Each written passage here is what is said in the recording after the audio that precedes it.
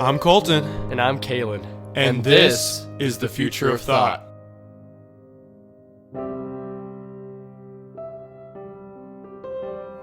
What is virtual reality? Virtual reality is a technology that is becoming more and more popular in the modern era, and it is a technology that allows us to experience a simulation of either real-world events or things that are more imaginary, like fictional tales or stories. And other applications of virtual reality include things in educational fields or science. So in essence, it's basically a way to test a certain world out, in a way. And I presume the most commonly understood method of virtual reality is the Oculus Rift for gaming. I suspect most people have either owned or tried or seen people use this, what would you call it, a large set of goggles that goes on your face, and it, as Kaylin said, simulates a new horizon, a new reality in one sense. And there's so many applications for it, whether it's in the military, flight simulations, for example, or as we said, gaming. There is so much you can do with it, but because it replicates human life, there's also a number of potential hazards or problems with this kind of device. For example, there's the discussion around if video games like Call of Duty, first-person shooters, if those lead children to be more violent. Now, I don't see any conclusive research that shows that this has that effect, but now imagine you're not looking at a screen with using a controller. You are in a new reality thinking you are physically holding a gun. What kind of impact do you think that would have on the adolescent mind? This is an interesting discussion that I haven't heard its application to virtual reality, but I'll give you my answer in a second. But I've definitely heard the argument before that video games lend themselves to a rise in violent tendencies in children and younger generations, which, as you stated, there is no conclusive research. And just by being one of such people, right? I was raised playing very violent video games, Grand Theft Auto, San Andreas, the whole Grand Theft Auto series. And it doesn't get more crazy than that usually. I can't think of very many games, maybe I could count them on the fingers of one hand, where it gets more violent than throwing people out of their cars, going to strip clubs, and then killing everyone in a 1 block radius. Like, pretty crazy stuff you can do in that game. In reality, it's horrific. But I would never once sit here and think to do any of those things. Well, maybe a strip club, but that's a different discussion. But when you take this 2D screen and you make it, my favorite word is more visceral, by adding depth, which is in essence all that commonly available virtual reality headsets do. They just add a third dimension by through the way they manufacture the lenses and display the screen onto that, what you call the goggle set, which is really what it is.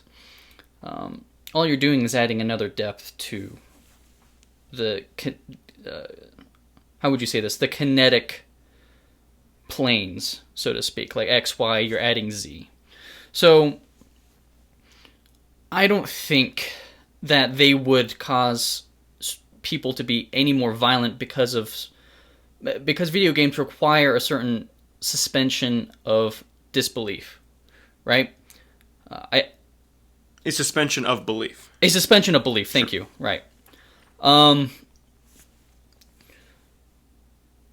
you go into a video game, you're kind of fed a narrative instantly. The first thing you see on the screen tells you everything that you have to assume about the world in order for things to make sense. When we look at early Mario games, right? You're given a 2D space with Mario. You're given an area he's standing on, and from there you have to figure out how to move left and right. And eventually you'll learn that you have to progress rightward, and you have to do all sorts of these little mini games of figuring out how this world works. And I think no matter how many dimensions you add to video games, until we have like some sort of neural link technology that allows you to experience the chemical releases that you do in real life, I don't think it'll ever be strong enough to kind of convince children that violence is a means to success. Because in essence, that's what these video games do. Killing people is the goal to winning. In real life, that's hardly ever the case. So until somehow you could fiddle with the biology and the chemistry of people so that way they get this rush of excitement that typically you wouldn't see in healthy human individuals by killing people, and I think the discussion is settled, in my opinion. I don't think you could ever convince anyone that violence is the answer, unless that's all they ever experience. It's difficult because while it is fair to say you're not changing the game itself in any real way, you're just adding that Z dimension, as you said, there are chemical reactions happening. Let's say, look at like a video game. You have a kill-death ratio. You killed this many people, you only died this many times. So you get a dopamine hit when you kill people. That's what brings people back, right? Is that dopamine hit. GTA, if you play that in a virtual reality, I'm not convinced that there's much of a difference in terms of mental feedback between seeing a video of a strip club, let's say, and it is your entire peripherals. You hear the strip club, that's all you see. Everything is the exact same. And then actually being at one. Now, of course, we're not talking about lap dances on virtual reality. But you don't have to have a lap dance at a strip club, right? So there are obvious differences. And as you said, there is this often disassociation from reality. But I wonder if at any point people aren't perceiving it as a separation from reality, but rather simply a separate reality. Why do people play The Sims? They want to have a new reality. Or look at Second Life. A lot of times it is just a game and you want to see how people interact. But also I wouldn't be surprised if there's people who are playing this as a second reality, potentially an improved reality. And if that's the case, and if you can now manipulate all of your senses to feel like it's just as real, or pretty close, what's to say you're not going to biologically associate with the reality that you prefer, being this virtual reality in some cases? Okay, so that's an excellent point, and I think the crux of this argument comes down to escapism. And escapism is something that I'm definitely fond of because let me lay down some information that might help my case that I'm about to make here. So I don't want to speak for all of the people in this community. I think it would be ridiculous for me to assert that I know what everyone feels and speak on their behalf. But I think a very common thing for people who watch the genre of anime that I do, and to clarify for those of you who aren't confident in their knowledge of anime is basically Eastern, in particular Japanese media, and to be more precise, it's animated media, basically.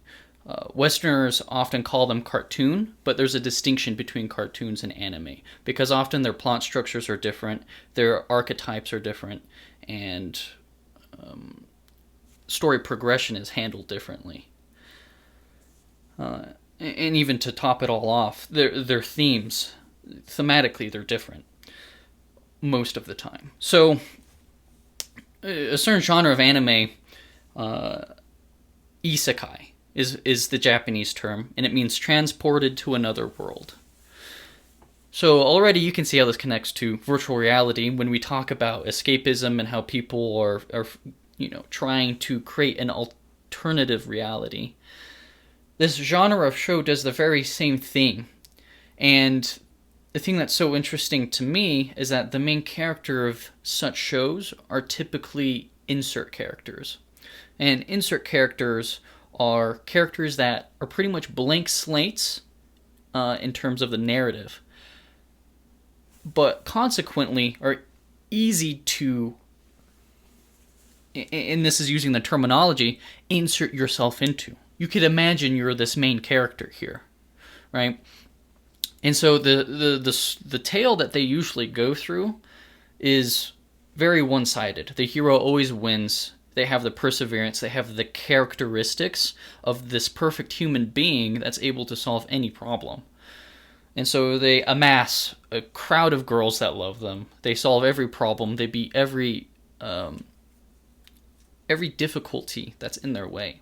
And it's a pretty popular genre of anime in Japan. Even in the West, it has a pretty popular following in the greater context of the anime community. So the whole reason why I wanted to bring all of that up is because, yeah, I've watched plenty of those shows, and I've read many of people's insight and theories as to why it's such an attractive genre.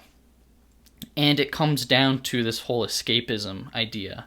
The idea that the life we live is not rewarding enough for people to go through the struggles that you have to in real life to get anywhere.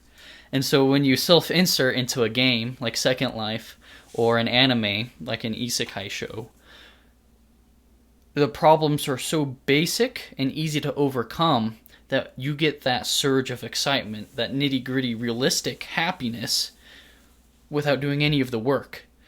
Me and Colton took a class our first year of college called The Meaning of Information Technology, and there we even discussed this, and it was super fascinating to me how some business people fear for virtual reality because a lot of people are turning to it as an escape route from the real world, and thus productivity is on the decline in some cases. Did I answer your question at all, or did I go a little too long into a tangent there? Well, I just wonder then, because what you brought up is a good point, and you know much more about anime or even just Eastern culture generally outside of this than I do, and those are interesting parallels. But I wonder then, does that not conflict with your original thought that you are only adding this z-axis? You're not invoking these biological responses. So here's where I'll bridge the gap there. I think in the moment that you're experiencing those things while you're interfacing with this new world, I think indulging in that and being addicted to that is a sign of escapism. I don't think there's not any scenarios I can think of or evidence that once you're out of that fake world, you come into the real world using those same things you learned from the fake one. In terms of simulations, military sims, medical simulations, that's a different story because you're doing it to learn how to apply in the real world. But I think the distinction that has to be made here is that you don't go into this fake world in order to learn how to better do anything in the real world. You go to the fake world to escape the real world. And maybe I'm wrong, but this is my hypothesis based on, how it's been interfacing with people in the community and seeing all of the thoughts of the people that, love isekai anime. And sometimes it gets hard to talk to them because they're so deluded in the illusion of them being like those characters, right? They're so perfect. And other times they're easy to talk to. So I think that's the distinction to make. I don't think people come out of virtual reality wanting to apply the things they have there in the real world. And part of it's because I think some people think it's hopeless, right? The real world is very grim. The problems are very complex. And the solutions are often filled with caveats. And there's no true solution where everyone wins in the real world. There's always someone at fault. I wonder if there's ever going to be a point where we become in this state of Walle. Think about the movie Walle. As much as it's just a fun cartoon animated movie, it plays on what I would call my intuitions, in the sense that I wouldn't be surprised if we got to a point where we automate enough and people have enough nihilism for the real world, in the sense the not animated world, the not video game world, that you would begin to spend more time, let's say more than half of your waking hours. Frankly, people do to this day do that, I'm sure, in a different reality, if you want to call it that. And then adding this extra layer of making it a Z dimension and making it increasingly tactile and responsive to your interactions. It's almost as if this is a Black Mirror episode. This becomes your reality, and the real world, as you might call it, the one you're born into, is actually just this brave new world of nothingness, of hopelessness.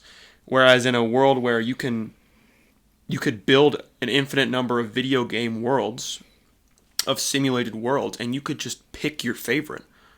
And then if it doesn't go as planned, you could restart. There is no restart. And I'm going to make a claim here that I can't substantiate super well. That part of this has a religious and moral undertone.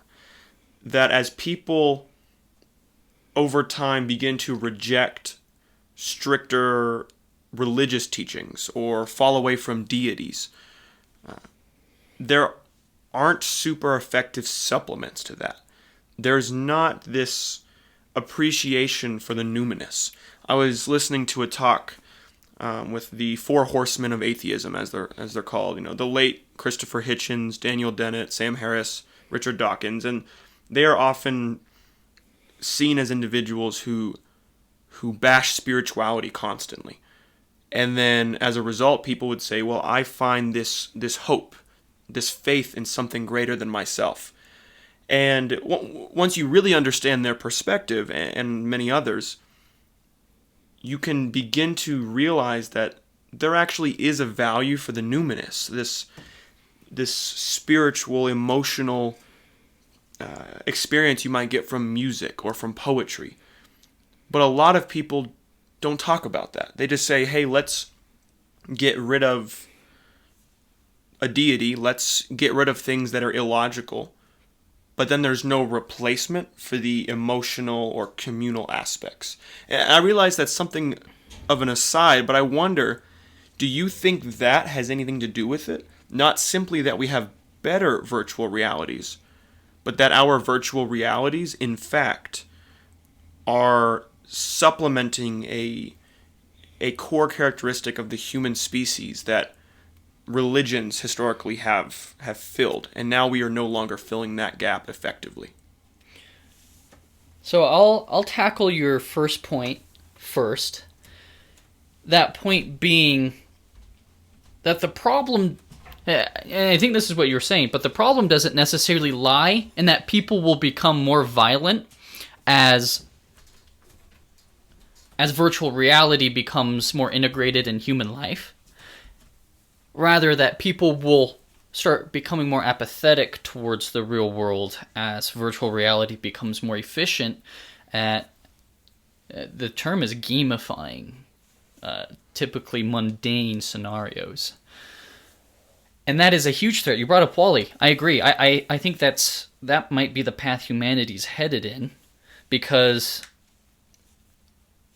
like I said previously, I'm glad you brought this up, because we need to be careful not to put the blame on video games as the cause of people becoming violent or apathetic or dangerous to society, but rather addiction and I guess you could say the nature of being out of touch with the real world.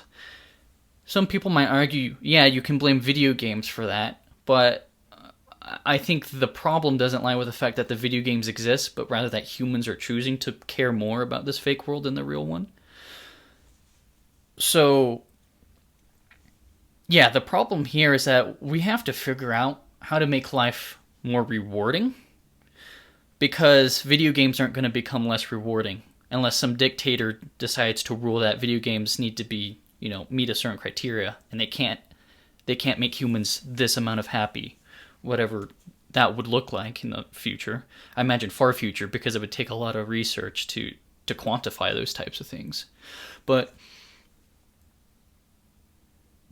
in my opinion, that's where the problem lies, and that might be controversial, but it's with the fact that humans are choosing this by default in some cases. And it's becoming worse and worse as the technology gets better and better, because these companies that use data and share data with one another, they get access to more and more points about how to create the most satisfactory experience, not only in gaming, but also in whatever media you intake. And so as they get better, we have to be more and more careful, and we have to be more and more in touch with ourselves and the real world. Otherwise, we will end up like WALL-E, where our face is attached to a screen in front of us, and all we care about are these short dopamine responses. Now, to your second point about how science is trying to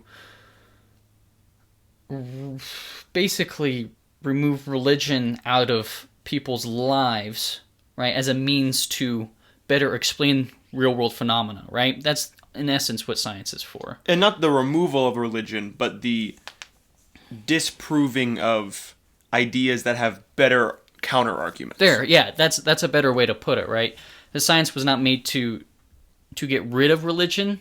It was made because it could better explain phenomena that religion couldn't. Some people couldn't buy this, that, or the other when the only explanation was because some deity meant it to be that way, right? And why that happened, I'm not sure. But that's besides the point. The point here being that a consequence of science trying to do this is that people are now feeling emotionally unsatisfied and perhaps spiritually out of touch. Because as science ushers in, and I'm just regurgitating your second point here, so if I say something that wasn't on track with your second point, correct me. But the thing that's happening is that people are feeling unsatisfied because this thing that used to be in everyone's lives, religion, is now being taken away. And taken away is kind of a strong way of saying this, but it's being taken away by science in the means of explaining the world. But with that is also being taken away the spirituality and the happiness to come from, feeling those emotions with a higher being. Right, and to clarify even further my point before you expand on your argument, there's often this misunderstanding of science. Science isn't a thing. It doesn't have any agenda. Science is just it's a method. It's the scientific method. So just to clarify what I mean, it's not that this being, this essence we call science, is the new god of secularism. It's not that. It's simply that as humans get better at approaching things critically, you hopefully follow where the evidence takes you. And generally speaking, the evidence doesn't take you to a fundamental approach of any traditional religion. Now, that doesn't take into account any form of spirituality or any form of, again, numinism, as I spoke of earlier. But just to be clear, science isn't an object or doesn't have a mission statement. It simply is a method for approaching truth. And it just so happens that we are finding more and more evidence that some historical teachings written in religious books are not fundamentally true, at least in a literalist sense, not to say anything about their poetry or their metaphor. Just to clarify my point. Okay, yeah. And so, do I think virtual reality will fill the hole that's now being created? Is that, in essence, what you're asking? So, Yeah, that's a fair representation of what I'm trying to unpack. okay, so here's my understanding uh, of how religion could play the role that virtual reality is taking, right? So, my understanding is that you could use religion as a pretense for doing good in life. Very easy, right? You get rewarded in the afterlife, whatever that may look like, depending on your religion, based on your performance in the natural world. And even if that's not the case, if the goal isn't the afterlife, there could be ways of convincing yourself that what you do is rewarded in the current life through, methods like karma. So, when you no longer have that, right? A good way, a term I used previously not too long ago, gamify, right? Religion in a way gamifies life. You have an end goal, and when you have an end goal, you can start creating pathways to get there. When you no longer have an end goal, right? Let's say you're not religious and you're just living life to live life. Each day is a day, you live it out, whatever. Some people might be lost in trying to find a reason behind their actions because there's no end goal. There's no, I'm going to die and be rewarded for what I do. There's no, I'm going to be rewarded for what I do because I'm being good. I don't know how accurate that is and to how many people it applies, but I imagine it's a real feeling that a decent amount of people feel. So, do I think virtual reality could fill that? I think it could. I think it totally could, and therein lies part of the danger of virtual reality. Much like you could take religious end goals to the extreme, so can virtual reality. I think so can this escapism. Well, let's pin that point down then, because this makes me think of the extremist argument against religions. You'll hear someone like Sam Harris say, extremism in a religion of the book, an Abrahamic religion, looks substantially different than extremism in Jainism. In practice, they might both be extremist fundamentalists, but one of them is a lot less likely to bomb someone or have an inquisition or something like that, that we've seen throughout history. So it brings us to this point of how much does it matter that we begin to value an artificial world more than our own. For example, if we get to a point where we all have fiat-esque jobs, and to use a phrase you use often, and we have lost touch with some sort of goal, and if secular institutions haven't fulfilled this common goal that religions do fill quite well, then who's to say it's wrong to become an extremist, to use that word loosely, at entering a new reality? So basically, it becomes our daily lives. Right. What's wrong with that life being wrong? And to clarify here, what's wrong with having something be a new reality, although it hasn't been historically? Who says the past has to dictate the future? So let me try and unpack this. So in modern day, I think there can be a lot of problems to arise from this addiction. But let's talk about some extreme cases first, like the far future. Let's say technology continues on a trend of growth, whether it's logarithmic or linear. I think a growth after a few hundred years is still substantial enough that we could have a world where things are so efficient, machines are so efficient, machine learning is so quick, and we've really fine-tuned all of these mechanisms in our world to cover basically all of the necessities of life, then it comes down to, could it be a world where everyone takes their enjoyment and lives their lives in a virtual reality that's more perfected? Wow. Machines, automation, and a small population of real people runs the real world, right? The argument's often thrown around that we won't have a use for millions of workers in some of these industries once automation comes in, and that's a very hot topic to debate. And I'm not here to swing you one way or another, or even say which way is the right way. But let's humor the idea that it just becomes economically impractical for companies to have thousands of workers when they could have one server room after we discover some sort of algorithm that allows such an existence. At that point, I don't see how it could be bad for society. You would just have a lot of happy humans in the Matrix, and then they sleep in the real world at night and then wake up and do it all again. What the point of that existence would look like would just become what people have as their goals in this virtual reality, right? Which is satisfying. I don't think it's practical now just because too many industries require real world skill sets and human interaction, but in the far future, like a walle,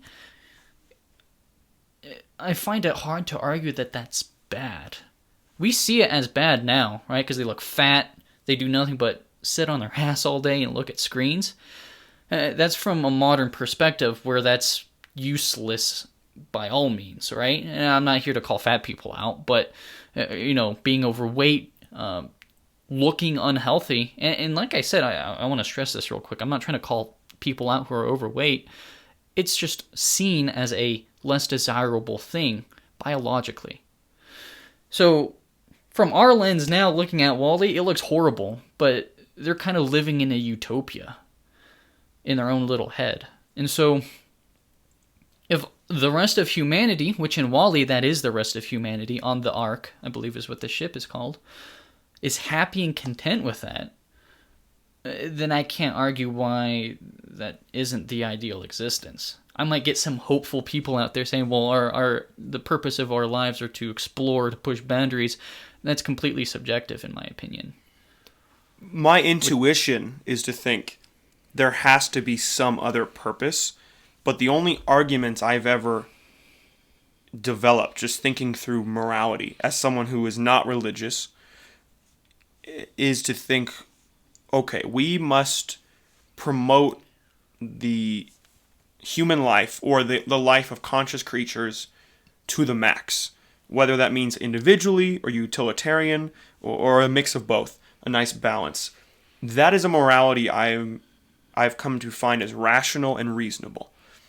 And in that, you could even make objective arguments without a deity, although that takes a little bit more philosophical knowledge than I'm sure I'm capable of currently. But nonetheless, because of that, I'm not sure I could counter your claim that in this future where we no longer need humans to feed the big businesses, that this is a bad thing. I can't counter that because as far as I can tell, if promoting human life, just to say it simply, is the goal, and every human is now happier. If you can afford an existence where it becomes economical to buy this device and the only expense is the expense of your bandwidth, and let's say that's inexpensive. Rich people, poor people, you don't need a fancy house, you don't need nice cars, you can just get those in the game. Now, of course, that could be abused with in-game currencies, and then it just becomes a replication of life, industrial revolution and forward. And then it's its own circular, what if you invent the game in the game? Exactly. That's its own conversation. But presuming there's no introduction of economics in it, which you can't really presume, but I'm going to, then who's to say that's a problem? Right. If your experience is so real, and we can't conceptualize what it's going to look like, just as walle conceptualized it as TVs in front of overweight people, well, that's not what it would look like now. We now know, okay, it would probably be some kind of headset or something more virtual reality-esque. Or Black Mirror has conceptualized it as chips, and you mentioned Neuralink. We don't even know how amazingly efficient and real it will feel to manipulate our brain. And as soon as you concede that our brain controls our experience and someone finds out how to manipulate that, I don't know how to argue that it's a bad thing if every single person is happier as a group, as a collective, and as an individual. I can't even think of a counter-argument outside of monetary influence, which we're just setting aside for the sake of this thought experiment. Can you think of any counter-arguments? I really cannot, Colton, because this is... we're describing the ideal world, and who wouldn't want to live in the ideal world, right? Now, of course, you brought up the real This is a real problem about the fake world is economics, right? How are businesses going to capitalize on certain parts of the game? But and it's part of a lot of the problems of the real world is that people do that in the real world, not just in the fake. But yeah, let's say this game world, you didn't have to worry about that. It was completely fair. Everyone, has their blank slate in life, and they build it up. And they have these goals they meet. They have these challenges they complete. They compete with friends, and if you die, you just restart. The threat is being set back in time. The threat is no longer losing everything. So, because if you can't die, you can gain everything back. Whenever you die, let's just say you lost everything you have in your name. You'll just work it back up.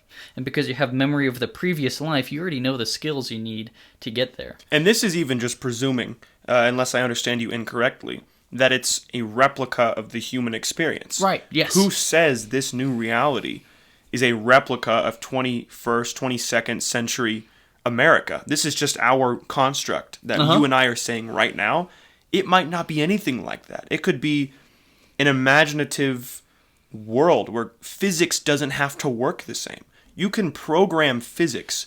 There's this argument that most famously is said by Elon Musk that it's not unlikely that we're in a simulation because you can simulate so many universes at once, right? Mm-hmm. It's not unlikely that we're in one of them. Well, in a similar vein, a similar line of thinking, we are just, let's say, in a simulation where physics works a certain way. Quantum mechanics is not intuitive to us, but it works a certain way. In this virtual reality, there is no reason why you couldn't just program it to have a different set of physics. Exactly. If your character experiences it as real, it doesn't matter what the experience looks like. And hopefully that doesn't actually divert your train of thought, but I just wanted to clarify that. We're even just assuming this narrow band of human reality as we know it today or in the near future. It might not even be that. Yeah, a common thing in the games that I play, a fantasy world, right? Where you kill monsters, you get experience and money from them, and you level up, right? Imagine a real world where that was a career path. Everyone would do it if it was just like a video game. Because in a video game, if you die, you restart, and you just continue to kill things. Action-packed. I mean, in a world like that, it would promote aggressive tendencies. I'm not sure how it would translate to other avenues of life, because we're getting into complex, like, thinking about how a video game world would be realistic. But the possibilities are limitless. And in my opinion, it's kind of scary to think about the real world as being a simulation, because it very much could be. I'm not going to deny that at all. A very complex one, but let's look at the perspective of the characters in the video game, right? By using my fantasy analogy, by their logic, killing monsters is a law of the universe and like a profession that just exists because that's the way it is, Just like gravity makes sense to us, and that's just the way it is. So is that way of life. Right. And why do you get experience from killing things? Well, that's just how the world That's is, just right? what the creator said, to use religious language. The creator of this universe made these rules. Right. Is that creator a being? Is it something separate from reality that's only understood metaphysically? Is it a human in a billion years? Sure, some answers may be more likely, and it might be none of the above. But that doesn't matter whenever the game itself, we know, will advance. So if our world is reality or not, that even doesn't matter, I would claim. What matters is what happens to these artificial worlds. Mm-hmm. And as you said, killing the monster is just part of the game. Well, if your whole existence now, let's say human existence, is every time you You wake up, you start a new game. Of course, you'd have to have practical things like some kind of sustenance feeding to your physical body and all of these things. But every time you die, like you said, you restart. Or it could be more expansive than that. Every time you die, you can choose to restart, or you can choose a different reality, a different set of rules, a different set of physics. One reality doesn't have any kind of policing. One reality doesn't have any kind of economics. And obviously that could be abused for things most people would say are immoral. And it could be abused for things that people see as of the least importance. Just living your life, or not, but you're existing and you're enjoying yourself. So let me bring it back to a more realistic approach here and look at modern day. Because as much as it's great to think of virtual reality as a perfect world to escape to, we don't know if that's going to be the case yet. And my suspicion is that it likely won't be, due to the nature of the companies and the way the world is currently run, and how that would dictate the rule set of whatever large game becomes what everyone's involved in.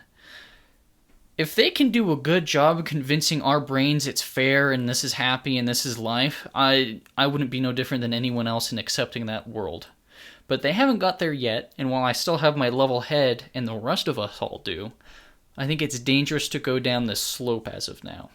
Because in this world, we're bound by laws, natural laws, physics, and you could argue, you could stretch the case here and talk about social laws and like moral laws, things that we're still exploring, much like the natural laws of the universe.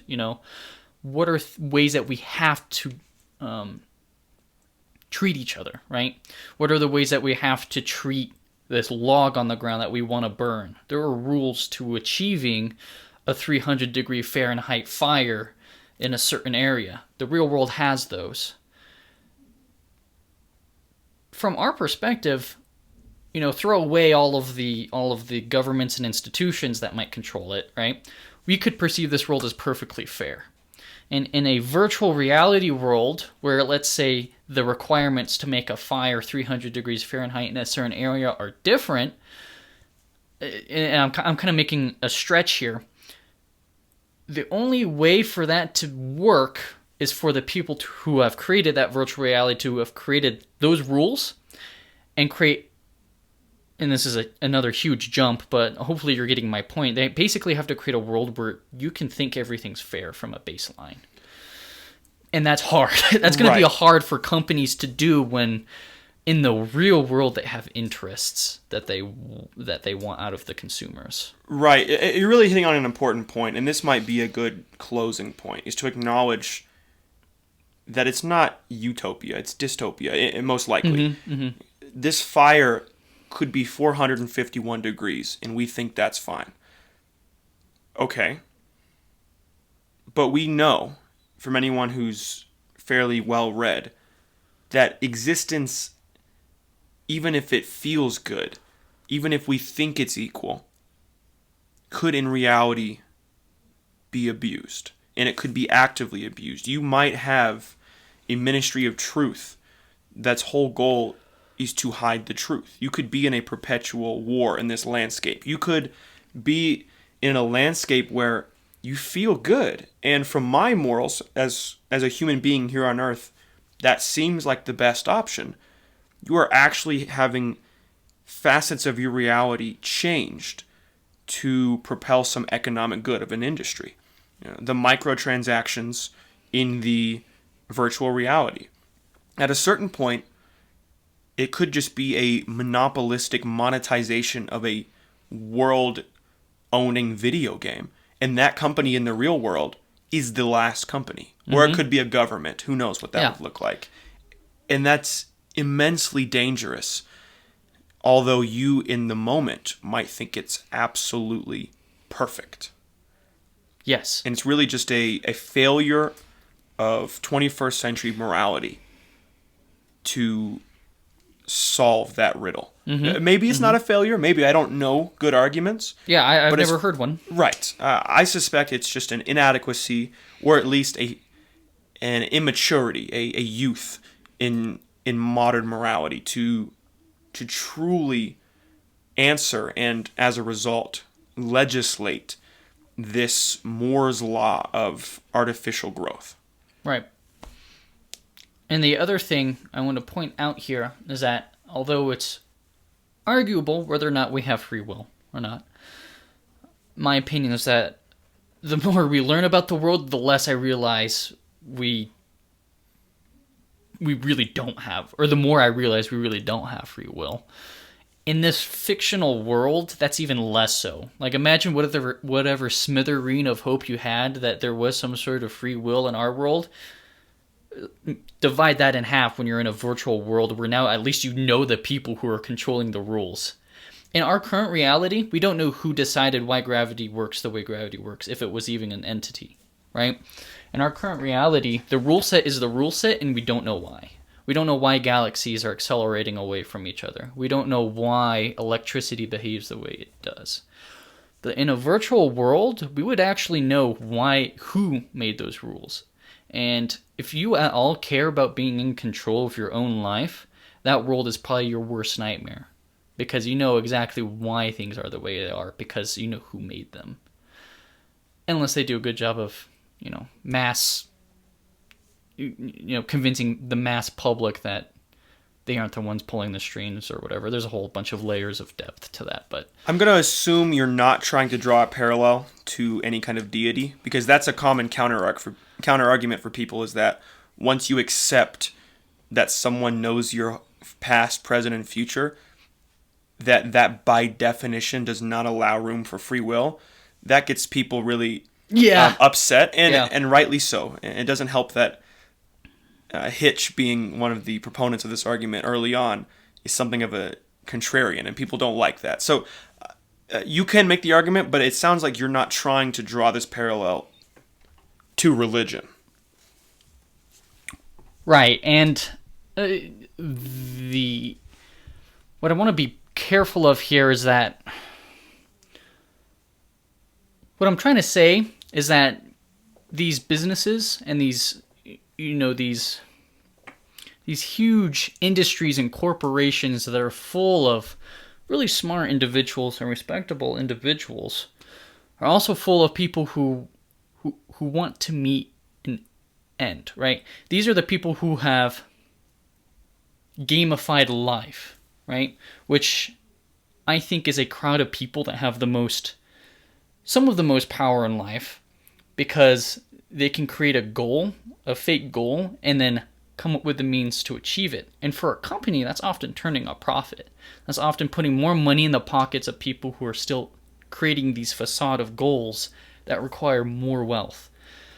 So, in no way am I trying to compare religion with this scenario I brought up, because the deities of a religion and the leaders of a religion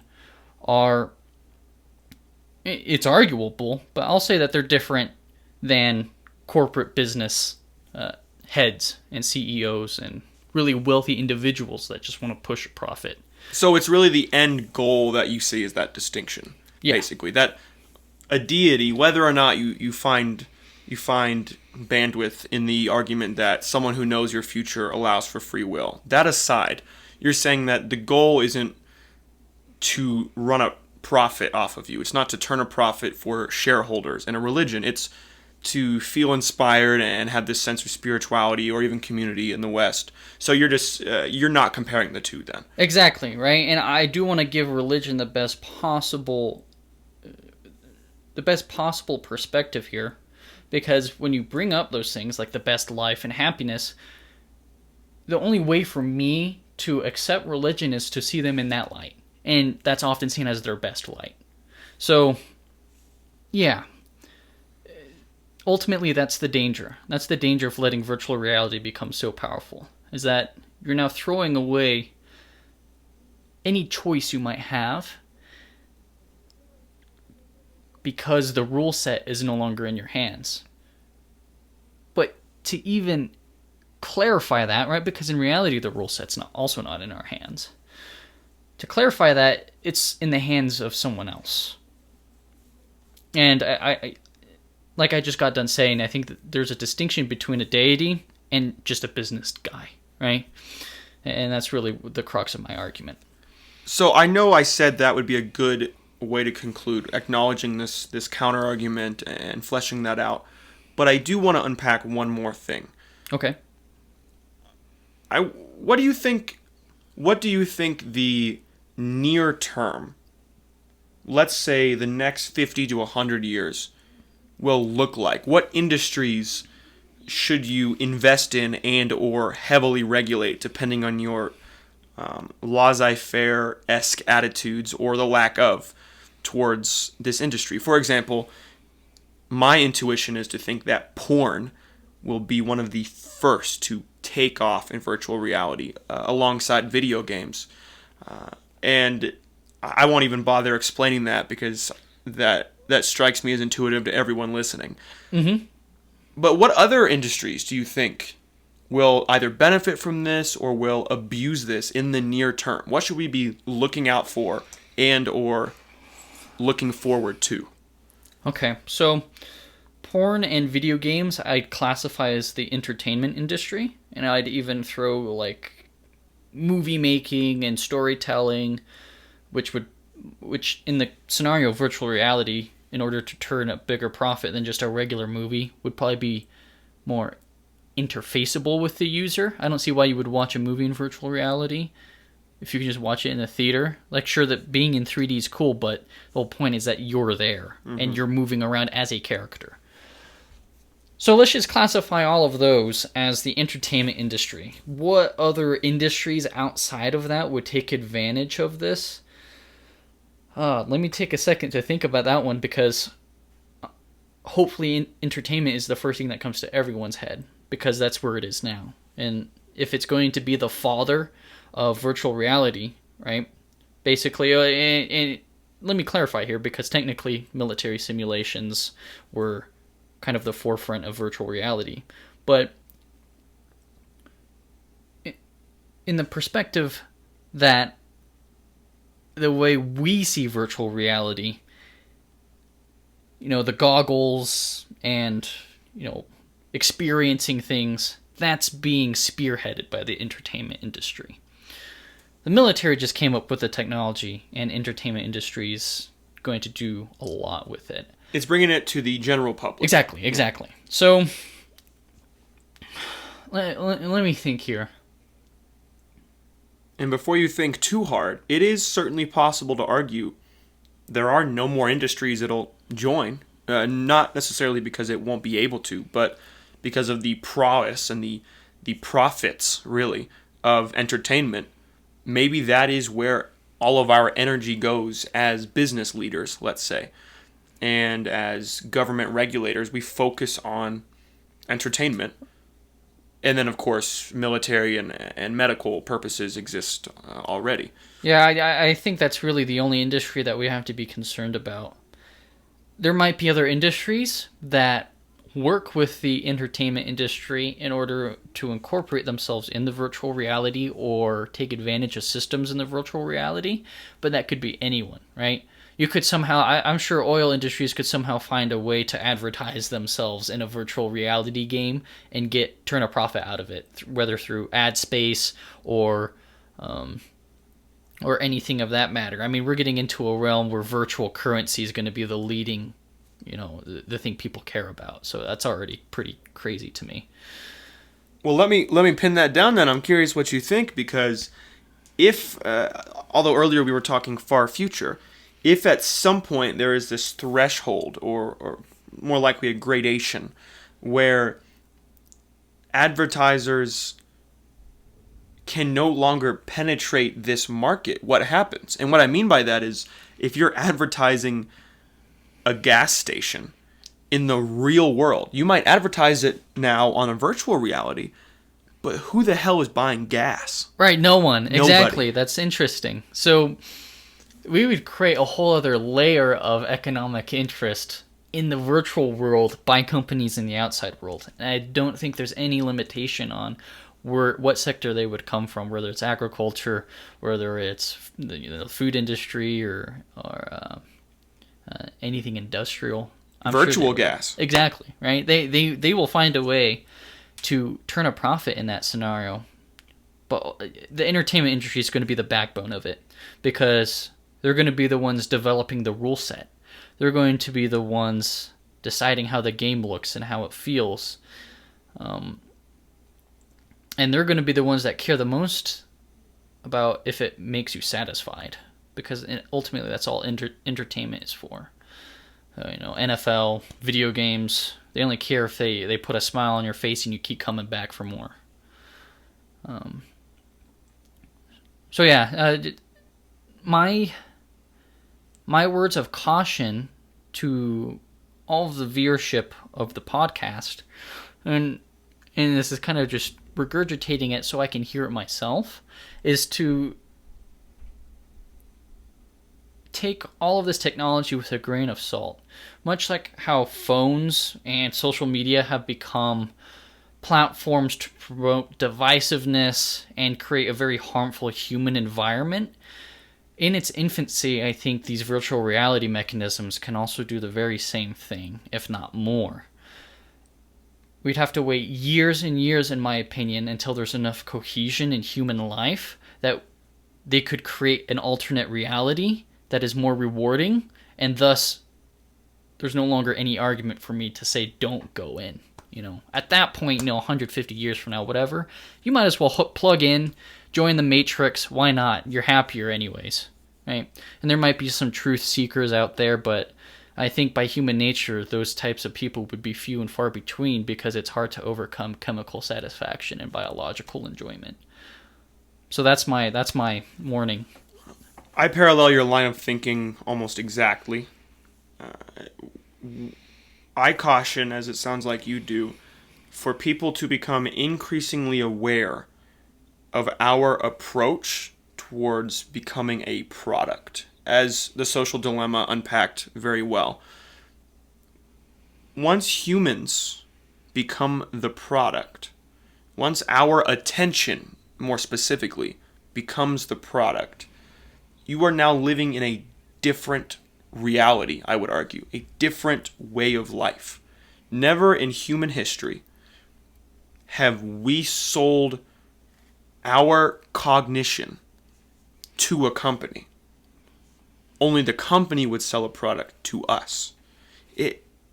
And sure, you can make the argument it's better. I'm not actually inherently saying this is a problem, but anytime there is new territory, it's dangerous to not tread wisely until you're confident that you're not going to step on something poisonous. Thank you, everyone, for listening.